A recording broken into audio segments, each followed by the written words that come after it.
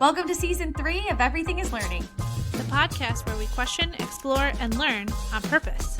We're here to rethink and discover what's possible because learning never stops and neither do we. Let's dive in.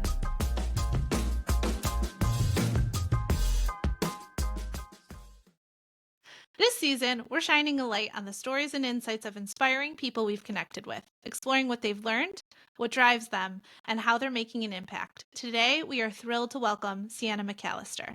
Sienna is an Australian autistic and multiply disabled content creator, writer, and advocate known for their powerful takes on neurodivergence and disability. Sienna has been diagnosed with autism level 3, ADHD, POTS, EDS, and NF1, and uses their platforms, Instagram, TikTok, and Threads, to emphasize the need for neurodiversity with nuance. What a cool phrase. Advocating for all to embrace the full spectrum of autistic experience, especially for those with high support needs. With a following of over 34,500 on TikTok, wow, and a growing presence across other platforms, Sienna is helping shift the narrative around what it means to be disabled and neurodivergent today through informative and personal content. Sienna's advocacy is also grounded in storytelling. Sienna has been published in 2 anthologies and written screenplays aimed at increasing the representation of neurodivergence on screen, challenging stereotypes, and fostering understanding. They hold an advanced diploma of professional screenwriting and Bachelor of Communications from RMIT University, equipping them with the skills to communicate complex ideas with clarity and impact. For our listeners, Sienna struggles with in-the-moment speaking, and the written speech is much stronger, so they may refer to notes throughout our conversation. Sienna, we are so honored to have you here. Welcome. Thank you. It's so good to be here. We are I'm going to fangirl for a second. We are such fans. And I honestly, it was the second we came across your first video in our algorithm, which was the one for Autism Awareness and Acceptance Month, where you rip off the red cloth and you're like, we're not doing that here. We don't do division in this community. Everyone's accepted. Everyone's voice should be heard. We loved it. From that moment on, we were like, we have to get them on the show. So thank you so much for being here. Thank you. Thank you so much. So we always start off with an icebreaker question. So it's, if you could design the perfect creative workspace, what would it be? Okay. So I'd have a lot of different kinds of seating. Because I can't stay seated in one position for too long because of pain a little bit, and also I think generally ADHD and autism. So I'd probably have a beanbag, kangaroo hammock, a regular seat, though not my one because it's broken. And then the floor, a bunch of different kind of table things to put laptops and so forth on. I'd have any kind of sensory stuff that I need nearby. Water, because always drink water. Medication, anything else that I need throughout the day, I guess. Just the sensory nearby things that you have in your room, what would that look like? Lots of fidget toys. I often like different things. At the moment, I'm obsessed with those picky pads. Yes, they have the little beads inside. Yeah. I found ones that you can reheat and melt back down and then redo, which is working quite well for me because I feel like I'm not killing the environment.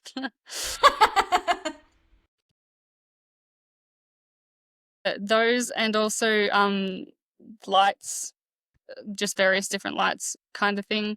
The Nido gumdrops and stuff like that I really like. Yeah. Oh, very cool. The picky pads are really big in with my kids, and the problem is that when they take out the beads, they're really tiny and they want to swallow them. So knowing that you can melt them down, though, that's really helpful. I'll have to see if mine are able to do that. There's a specific one. Yeah. Okay. I'll have to look into that because it would be worthwhile for me. because it makes me Probably. worried. My kids are young, so I don't want them to choke or randomly have Mm, something show up somewhere it shouldn't. yeah. But thank you for explaining that. I also love the idea of the inclusive seating. My son uses a rocking chair and the like cube Yes. chairs that sometimes sit higher or lower. And then he loves to lay down. And if anything could bounce, like he would sit on his knees and bounce all day long. So hear you Yeah. on that. Good choices. They're Good so good. Does he have a kangaroo hammock? No, in fact, I know what you're Yeah. exactly what you're talking about. The reason he doesn't have a kangaroo hammock is Yeah. because I don't think any of our beams could support him because he's Fair. a Yeah. like stocky kid. He's well built, grounded. You know, he could take some hits. So, but that said, I should probably find something like I could put outdoors because we do have a swing that's not a kangaroo hammock that he does really love. Swinging is Mm, one of his favorite things. yeah. Yeah. So thank you for that. You gave me some good Okay. ideas. For those new to your work, how did your journey into advocacy, storytelling, and content creation begin? So, I started doing drama at a really young age to kind of aid with speech therapy, because it's cheaper and frankly more fun. Um, so I think that influences storytelling. As for advocacy, I had a really quite awful time in school. And when I finished schooling, I was seeing other kids in the same situation, and started advocating for those kids. Um, that led me towards through a disability education scheme thing, to make videos for a charity. Oh, wow. And then I still continue to work for that charity today for a few hours a week. So that's all kind of in the realm of advocacy. The content creation and social media came kind of separately, and that was because I was looking at TikTok mainly at that point, and seeing people like me weren't really represented, and I wanted to fix that. And it escalated quite quickly. I think I had 24,000 followers in about a year. Wow. Um, Mostly posting kind of educational and correcting misinformation when it came up, and a lot of people appreciated that, some didn't. And then I did enter a stage of burnout, just because I think I didn't know how to kind of set healthy boundaries, and also a bit of online harassment. And then, so I stopped posting for a bit, but I've started again on Instagram. Freaking Yeah. Yeah. trolls. So easy Yeah, to hide behind a typewriter. No, I hear you. Yeah. Well, it What are those is. called? Typewriter warriors or something like that? Keyboard warriors, yeah. Keyboard warriors. That's right. They're um, so bad sometimes. I How was how have you managed that? Like how have you set boundaries up for that? I mean, a lot of the time I block a lot of people. I've got filters in my comments, so that the words should be filtered theoretically. There was a time I put a New Year's Eve video up in 23, 24, where I was watching Bluey and I was stimming, and it went viral and got a lot of hate comments, essentially. I had like the ones that I was expecting from the non-autistic people, and unfortunately I had a lot from autistic people saying things like, you make us embarrassed to be autistic, you're the reason I don't want to be considered autistic, so on and stuff like that. And that was the first time I ever actually had to delete the app, because I just couldn't handle the comments. But that actually triggered someone from TikTok going manually through that video and checking every single comment, because it got so kind of severe, which, wow. yeah, was, I mean, not great in terms of an experience, but also interesting that that happened. And since then, I've found that it's been a lot more restricted in terms of what people can say. I think I've got protections of some description. But yeah. Thank Thank you for sharing that. I'm sorry that that was your experience. One of my favorite things about your content is that you use the phrase neurodiversity with nuance. I think that's incredible. And can you tell us what that means to you and why nuance is so vital in conversations around neurodivergence? Yeah, absolutely. To me, neurodiversity with nuance means ensuring that any conversation about neurodiversity is very multifaceted. And also, neurodiversity does not just mean ADHD and autism. No two situations are the same, no two people are the same, and you need to have all the context. People need to think laterally, they need to be prepared to be questioned and to question their own opinions. Um, how to think outside the echo chamber. And this includes topics where it may be a bit controversial, like the puzzle piece. For autism, some people really feel that the puzzle piece should not be used, and the infinity symbol should be used instead, because of the puzzle piece's association with Autism Speaks, although it was created by the National Autistic Society.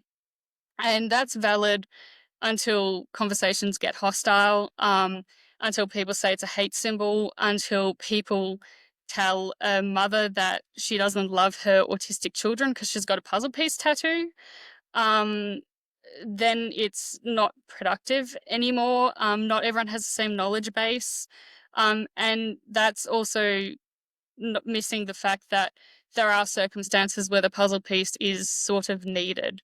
In emergency services situations, in mainly in Western countries, if there is a puzzle piece sticker on the car, some emergency services teams are trained to recognize that means there's an autistic individual in the car. So they will approach the situation differently. They might go in looking for a card or for papers to explain more about the individual so they know how to handle the situation in the best way possible. And that's just the tip of the iceberg. There's a lot of intersectionality that changes a lot of conversations about autism. We say Autism Acceptance Month, or people want to call it Autism Acceptance Month, but in a lot of communities, let alone countries, there is not awareness. We are still not aware of many of the issues facing autistic people. So, acceptance is great as an end goal, but we still need to have that awareness as well, I think. Yeah. That's profound to think about, because I do think it's interesting to have learned from you just this month that there is not awareness in other countries or in other parts of the world. And a lot of times I think people get very or tunnel vision on well, in my particular community, in my particular situation, this is what the knowledge that we have. So everyone should be, basing their information on the information I have. And your phrase of neurodiversity with nuance is so necessary. I feel like it needs to be a t-shirt. Like it needs to be something that people do recognize, because if there's division in a community, how can we all continue to help build acceptance without the awareness in that foundational piece first? Yes. And I think one thing that we talked about before we pressed record was about the fact that I've worked in special education and with autistics for almost 20 years now. Marissa is a mother to autistic children, and we have been around autism for most of our lives, in truth, in our communities. And we've always been taught to accept it and to learn more. I feel like this particular Autism Awareness and Acceptance Month has taught me so much, taught us so much, and your voice has been such a huge part of that, and we truly cannot thank you enough for that. Really, truly. And how you collaborate with other people and the things that you're talking about, we are learning so much, and we really can't thank you enough. So I also go ahead, Marissa. I could add to that. I also appreciate that you speak for your experience, that is part of the neurodiversity with Nuance. Not that you haven't spoken on behalf of others, because I know you try and amplify voices or feelings or education for people who don't use their own voice, but what I appreciate is that you model the behavior. Yes. I wish Thank you. our leaders would, and I know that will be part of our conversation later, but I think Mm. the learning piece is critical, because how can you move forward if you don't know the basics? Right. So, Yeah. but please, Elena, go. What was the question that you were going to ask? Yeah, I was going to ask, what moments or experience first sparked your passion for storytelling and advocacy? I mean, that's the hard one. I suppose it's like the discrimination I faced in school, sort of, and I think learning that some of that was illegal Oh, in Oh, my wow.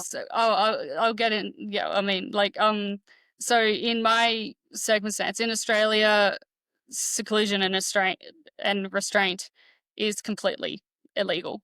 And I was secluded in a room. The teacher locked me in a room for a non-violent meltdown and turned off all the lights and had all the other students leave. And then I found out that that was extraordinarily illegal when it happened. But we didn't know, and I didn't have the verbal language to go home and tell my parents at the time, so they didn't do anything at the time. And then we asked the school for the records, and they didn't. They said that they had moved all the records off site, and it was a big kind of thing. But that triggered me into going, things are really happening that are wrong. And yeah. then some of the advocacy work I've done since, things are happening that shouldn't be happening. In Australia as well, we don't have many special schools. They're very like there's not many at all, and kids are entitled to general education classrooms, and the school is not allowed to say, no, you need to go to the special school down the road. But a lot of the times the school does say that, and we have parents like come in and say, school said go to the special school down the road, and it's like, no, no, no, no, no, no, you have to accommodate them in a general education setting. So yeah, I mean, that was, I think, a moment for me where I was just realizing that stuff was happening that shouldn't be happening. In the scenario that you just shared, the special school, so do parents self-select that for their child, since it's not anyone is entitled to the general education, so it would be like an active choice as far as the legality of choosing to go there? It's a choice to go to the school. It's a very active choice. You have to have a lot of diagnostic paperwork. You have to have a lot of proof that the child is, quote, disabled enough, I suppose, to go to a special school. Our I don't know when to say, like, bar for special schools is quite different to the United States from what I've seen. Like, there's schools for intellectual disability, and there'll be ones you have to have a score IQ of below 70. And there are a few for autism as well. And then there's a couple of like deaf schools. But like, I mean, Melbourne's not a huge city, but there's really not that many schools. Yeah. So the onus is on the parent to prove that they belong in that setting if they choose to send their kid to that school. Yeah. Thanks for that. Yeah, because you are correct. It does work differently. Not that we don't have schools like that. And we actually are in a part of New York State where there is one of the larger deaf populations in the United States, and we have not only just schools that integrate for that unique need, but also we have a college that specifically is for people who are deaf and hard of hearing. So and Marissa and I worked there, and we graduated from there too with our master's degrees. So we're very proud of being RIT Tigers, Rochester Institute of Technology. So in the United States, we talk about kids based on what they've been diagnosed with. So this particular school that I had worked at was for learners who needed a very specialized type of program. And it was the most specialized that you could go to for their needs. What would you call that school? Because a lot of people are using different language, like people are using different levels to diagnose. People are using different language in terms of like high needs, low support needs. And it's honestly, as a non-autistic person, it can be overwhelming to know how to say things correctly. Can you teach us right now on like what language we should really be using that's most inclusive? Yeah, absolutely. So, I mean, and the other somewhat unfortunate thing is different people want different language. Right. Level 1, 2, 3 is diagnosed DSM. Not all countries use the DSM though. So like the UK typically doesn't use the DSM. A lot of Europe doesn't use the DSM. They use the ICD, which technically the US would also use for insurance, but which so the levels can be used. The other thing that can be used is high support needs, moderate support needs, and low support needs. That typically relates to the level. So 1 being low support needs, although it's a bit more of a self-identified term within the community. So, like people will assess their kind of own needs and say which category they believe they fit into.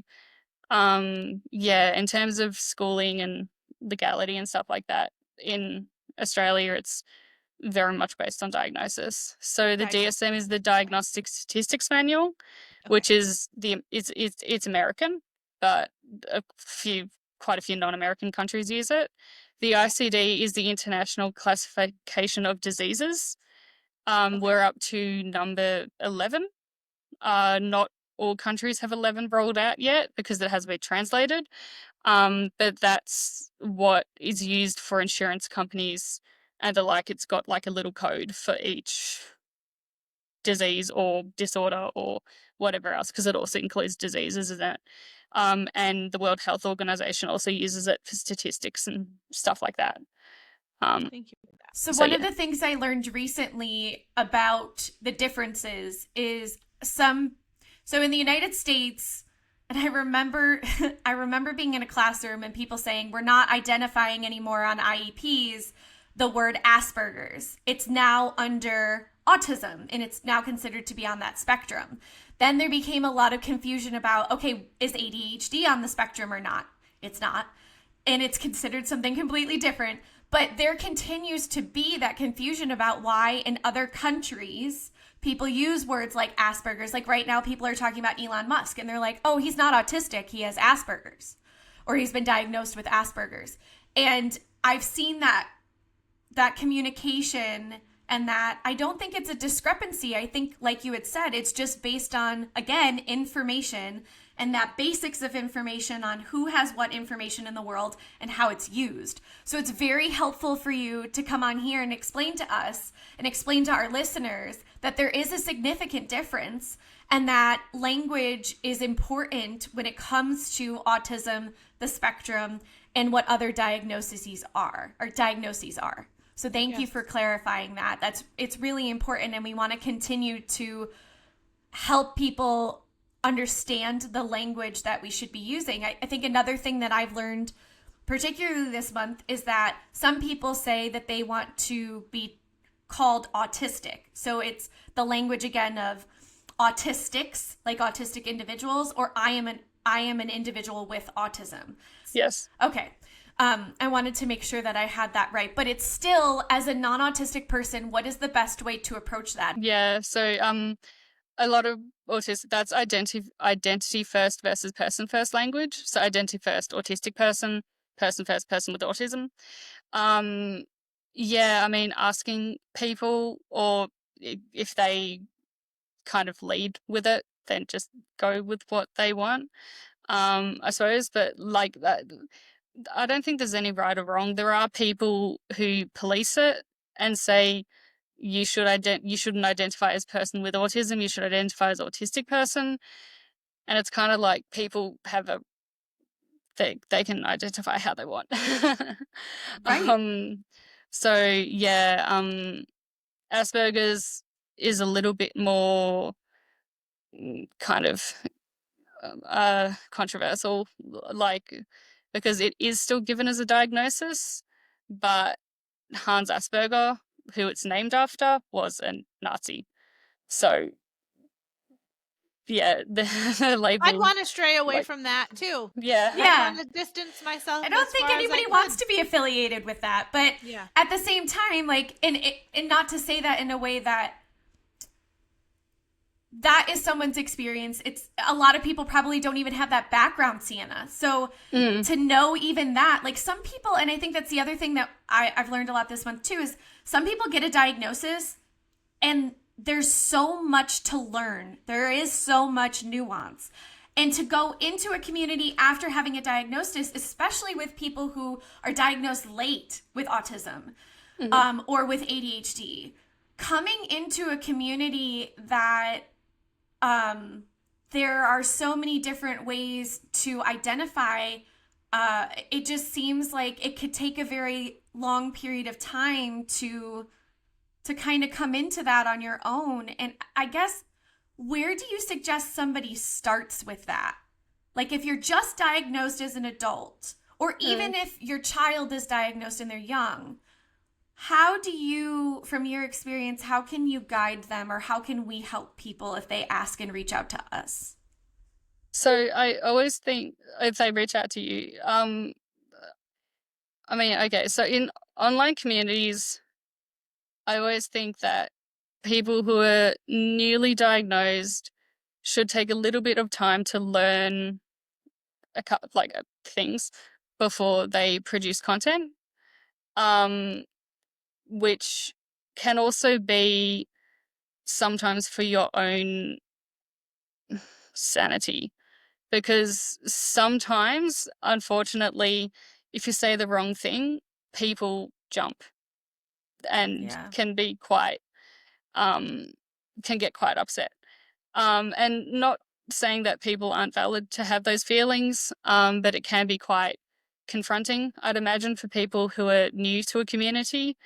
I've seen sometimes also the stigma towards autism mums, like autism mums, the quote, with the quotation marks around it.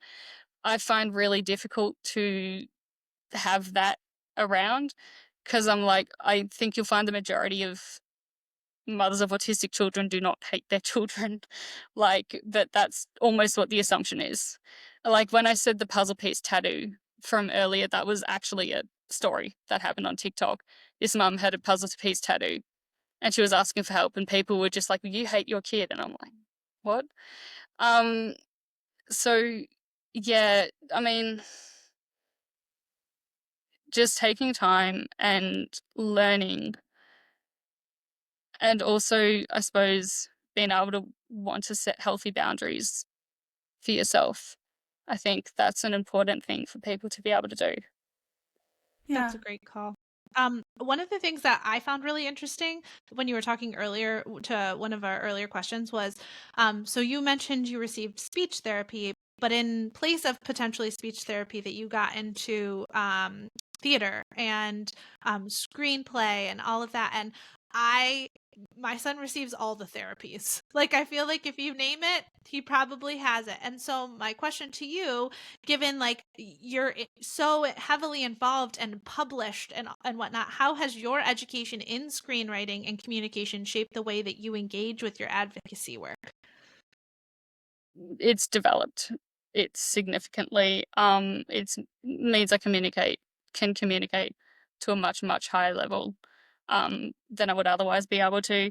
I'm also certified to do Easy English documents or translate documents into Easy English, which is a Yeah. very do you know what Easy English is? We call it Yeah. plain Oh, language, nice. but yes, I know exactly what that plain language. It's Oh, slightly is it? different to plain Okay. language. It's a step Okay. simpler. So, Oh, or unless cool. it's maybe called different in the United States, that's No, possible. no, please So, explain what easy English um, is. essentially one's image per sentence, and then there's a lot of white space between the next image and sentence. The sentence cannot be more than 8 words, and they have to be simple words. If there's a big word explained, you explain what it is and say this is called whatever that word is. And that's given me an ability to break down really complex topics and explain them in plain language That's amazing. quite easily. Um, but yeah, no, yeah. That's so important. And I don't know that he has this diagnosis, but I know that my husband has this diagnosis. I think my son might have an auditory processing delay, so anything visual is easier for him to grasp. Like if visual schedules and all of that, so knowing, and it is different than plain language because it sounds like easy English comes with images, which is great. Yes. And is there a resource that we could maybe include alongside this video for where someone could go to find documents or things in easy English? Yeah, I mean, I've got an Australian site I can send. Perfect. That would, yeah, it yeah, be Australian related, but still, yeah, that I can send that. That's great. And yeah, and technically, legally, according to the United Nations, they should be supplied with every release that anyone puts out. So sometimes they're called easy read documents, which is again slightly different technically, but yeah, I mean, I know in Australia 44% of Australians fall below the literacy level that would mean you can read higher level papers. So 44% technically need easy English to have accessible, reading, I guess. That's So huge. yeah, That's a big and number. yeah, and yeah, I'm sure the United States, I think from memory, the United States is a very similar number. Yeah. Yeah, our literacy rates have been Declining. getting worse. Yes. As the years have gone on more recently. And like in an emergent situation, we need like for directions and whatnot, we would need that. So even more than 44%, their executive functioning isn't working. So we need direct communication, instruction, zero ambiguity, all of that. So that's amazing. And that you document this, congratulations. That's a big Thank you. job. It's a huge thing, especially for young learners. Sure, right. We do offer things like that in the United States, but I don't think that it has quite the same, I don't know, accessibility, I guess. I don't think a lot of people know that that's something that you can, I think that's another problem just in terms of disabilities in general, is that people don't know they don't have access. They don't know where to start. And I think that's why your voice is so important, is you're able to tell people like, this is where you can start. And I think there are a lot of other people too, who we've collaborated with who also give that message, which is so important because I think a lot of people are stuck. And right now, a lot of people are scared. People have been saying online, particularly on threads, like this has been the worst autism awareness month ever because of the political climate that's happening right now. But at the same time, I think, Black Spectrum Scholar is one of the people that we follow. I think that Callie has particularly really gone above and beyond in terms of explaining and making things accessible and telling people like how to actually like follow through on something and how to just make things accessible and unite the community and say like, yes, like your feelings are valid, and you've done such a wonderful job saying that too. Your feelings are valid. Has there been a mentor or an educator or someone in your life who really influenced or shaped your voice? Yeah. So like a lot of my voice is, I think, my own, because I was isolated for so many years and I was just kind of trapped in my own head. So you're seeing a product of that. But also, as I said, I was treated very badly for the first 11 years or so of my schooling. But then I found this alternative school, and the principal, Peter, was absolutely incredible. I mean, there was quite literally a time we had to ask for money to build our reptiles new enclosures, and we're talking 20 grand. So like it wasn't an insignificant amount of money. We needed that much to build new enclosures. And he was like, it's all coming from the students. The teachers have no involvement with this, because that's how he ran things. And he was getting me to, I don't know, like he was kind of role playing and getting me to convince him that we deserved this money. And at some point he said like, oh yeah, I'm sure that art would like $20,000 of new art supplies as well. And I just stood up. We were in a public place and I was like, this isn't about effing pencils, Peter. And then just like kept yelling at him for a bit. And then it got to the end and he like stood there as he sat for a minute. Then he stood up, shook my hand and said, good job, Sienna. Now let's next time do it without the swearing, and then walked off and gave us the money. Because that was what he thought I needed.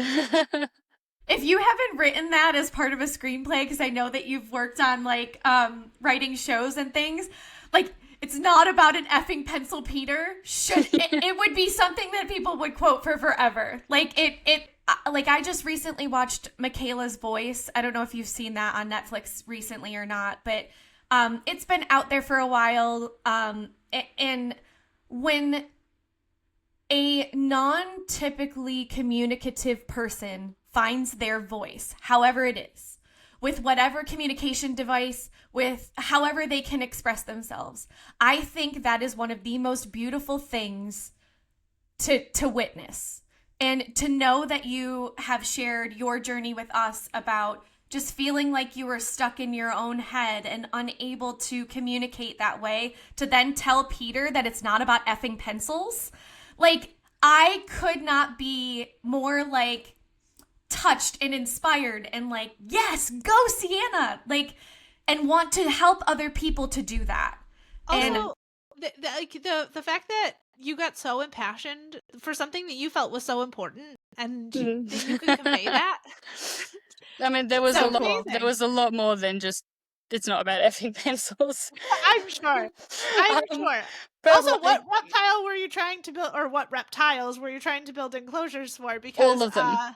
Okay, yeah. So we've been told that none of our enclosures, it was really frustrating actually, we were told none of our enclosures were adequate size. And we went to the department that runs, like, because reptiles are protected. Okay. You can't just pick them up and keep them. You have to have a license and stuff like that. We went to Robert Irwin would tell me differently, or I would have thought differently, but good to know. He just goes and grabs them. Right. We went and looked up the specifications and looked up maximum length for this snake that it could theoretically get to. And we went to buy the enclosures, but they didn't exist, which was the first sign something was wrong. And we had to get them all custom made, which is why it cost 20 grand. Also, we had like probably, I don't know, 30, 40 enclosures. So it was quite a lot. I've kind of forgotten what he was. Well, I was wondering what type of reptile, so a snake at least, and then you said you needed to go from all of them. But I thought, what a cool way, like awesome Peter principal, good on you, that you entrusted students to work on this actual real project. All of the things that we did at that school were student-led. That That's was amazing. the teachers were there Brilliant. to help us. That was the, like, most amount. Like, obviously So did you have they taught us as well, but anything else was very much student led. so you had to communicate with all of the vendors and make all of the arrangements and pay the invoices and arrange the meetings and all of that. Yep. That's such great hands-on skills, like life Yes. How every school skills, should be Actually, running. it's actual skills. right? For that one, we had to get. He asked us to get, I think, quotes from 4 different manufacturers. So we went to 4 different manufacturers and got the quotes, and then went, this one's the cheapest, so yeah, buy us this. It's still $24,000. But he gave it to us, so that's fine. Well, And- it's interesting that you're talking about like learning systems and places where you can learn. If you could redesign learning systems for disabled and neurodivergent folks, where would you start? Like what do you wish mainstream education better understood about neurodivergent and disabled learners? Mainstream schooling in most Western countries is based off the Prussian model of education, which focused on conformity over creativity. It focused on making kids obedient, disciplined citizens who respected authority. It wanted to make workers for an industrial economy, or loyal soldiers who didn't question orders. I don't think that's good for any child, especially not neurodivergent kids. The school that I ended up going to, Templestowe College, I actually found and convinced my mum to let me go there. And it was just amazing. There was no year levels, so you weren't behind or ahead in a subject. You just did the subject that was most appropriate, like the maths or whatever that was most appropriate. There's all the non-academic subjects, which meant you had like that was obviously good for all the students who just aren't academically inclined. They could have finished apprenticeships before they even finished schools, and then it taught a lot of skills, as I've already discussed, that you don't learn otherwise. And yeah, basically everyone at the school was on an individualized education plan. The school molded itself to the student rather than the other way around. And I know the number of neurodivergent students at the school was very high compared to the state average. And I think that was a reflection of how the school operated.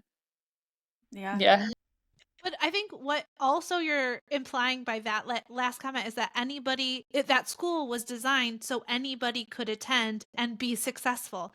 It wasn't designed with neurodivergent in mind necessarily, but by opening access to let any person be successful meant all of them were successful regardless of whether they were neurodivergent or neurotypical. And that's amazing. And it's like I saw this for as like a ADA compliance, like by putting a wheelchair ramp instead of stairs, everybody can now walk or get into this building, right? Like, why? It doesn't make sense to me. Why wouldn't we do that? So it's easier for some than others, where it's like absolutely necessary for others, but now everybody has access. I don't understand. And I really appreciated what you said about burning mainstream schools, because the way in which things have worked it's not effective for everyone. And that's the whole intention, is that no child left behind was what I grew up with. That was like the phrase. And if that's true, then wouldn't we make it actually accessible for everyone? But that's not how things were designed, and then it's not how they're resourcing the schools either. But I also loved that you said like there were non-academic learnings there. So could you tell us a little bit about what you learned that maybe isn't math, science, literature, some of the more traditional topics? I mean, so I was very heavily with the animals. So I learned a lot about, caring for the animals, and then also the emotional side of that, because you can't just leave them. Like, they're alive. There was a lot of leadership development in that, because you'd have discussions. I mean, even naming a school snake can get pretty fiery with a bunch of teenagers. I believe it. So all the discussions we had could be quite difficult to kind of have. And we always had a teacher there to make sure things were okay, but we were meant to be leading it. I know I didn't do this as much. I didn't do it, but there was the building. So building classes. Then there was I forgot the word, gardening, but there's a proper word for gardening. Horticulture? Yep, thank you. You want to go? Horticulture, which they went quite in depth. Like, they were teaching very, very lots of skills in horticulture. There was also kind of design technology, Oh, yeah. which some students would just basically spend heaps and heaps of time there. And in Australia, our university entry system is not as good as the United States.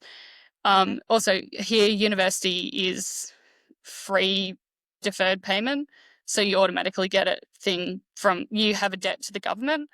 You don't have to pay up front, so it is more accessible financially than in the United States. But we don't have things where you send in applications to the universities. You get a score at the end of your year 12 based on the subjects you did and based on how you performed and based on the school you go to and how well the school performed. And then depending on that, you get into your uni course. But at our school, they started approaching the universities and saying, we think this system is not good. You think this system is not good. Why don't we make an agreement? This kid does this, completes this, and does this, and you let them in. And the unis were like, yeah, okay. So it started working. So kids might have to write an essay on something, and maybe build something, and maybe do VCE, which is our year 12 thing, English. And then the uni would accept them, rather than them doing a whole system that didn't suit them. So that was good. That's a wrap for this episode of Everything is Learning. If you loved this episode, share it, subscribe, and let's keep the conversation going. Stay curious and keep learning. We'll catch you next time.